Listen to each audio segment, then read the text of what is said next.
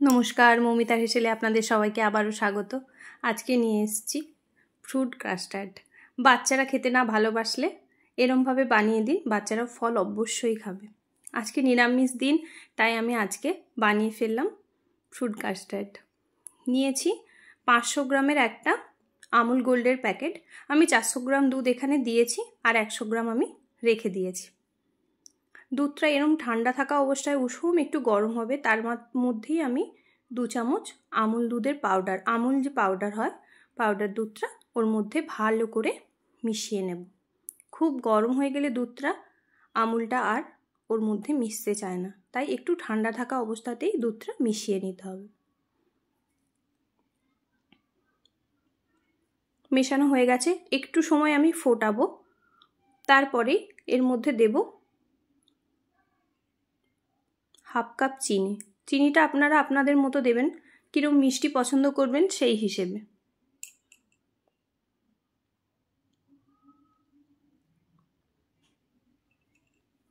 আর দেব অল্প একটুখানি এলাচের গুঁড়ো।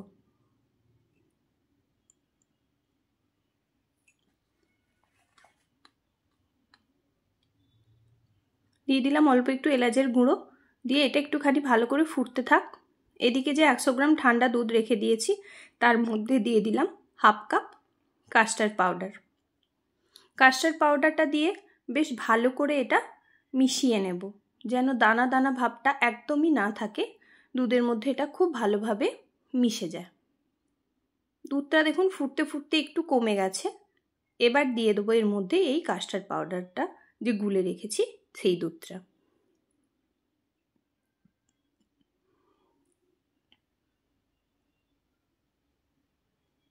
এটা দিয়ে সঙ্গে সঙ্গে হাতাটা দিয়ে নাড়াবেন, কারণ এটা দেওয়ার পরেই সঙ্গে সঙ্গে এটা একদমই বসে যাবে, থকথকে ব্যাপারটা এসে যাবে। দেখুন একদমই থকথকে ভাবটা এসে গেছে। এরকম করে বেশ ভালো করে নাড়িয়ে যখনই দেখবো একদম বসে বসে গেছে, তখনই এটা আমি গ্যাসটা বন্ধ করে দেব।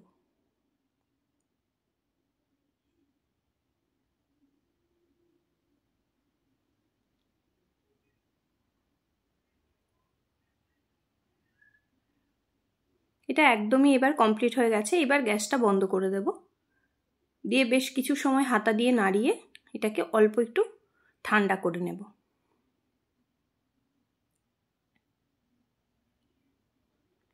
এরমভাবে নাড়িয়ে একটু ঠান্ডা করে নেবেন। তার মধ্যে এবার আমি যেই ফলগুলো কেটে নিয়েছি, দেখুন আমি এখানে একটু আম নিয়েছি, কিউই নিয়েছি, আপেলটা খোসা ছাড়িয়ে নিয়েছি, আর একটু আঙুর চেরি নিয়েছি, আর দেবো একটুখানি বেদানা।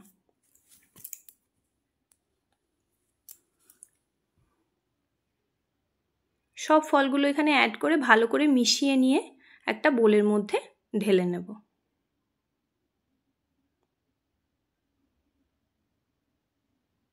বাড়িতে বাচ্চারা যখন ফল খায় না, এরমভাবে বানিয়ে দেবেন, ওরা দেখবেন খুব ভালোবেসে জিনিসটা কমপ্লিট করছে।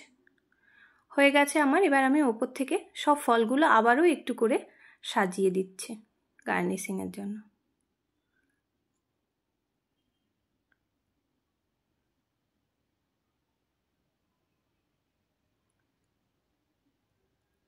সব সুন্দর করে দেওয়া হয়ে গেছে। ওপর থেকে দিয়ে দিলাম আর একটু বেদানা ছড়িয়ে, আর দেবো একটা চেরি।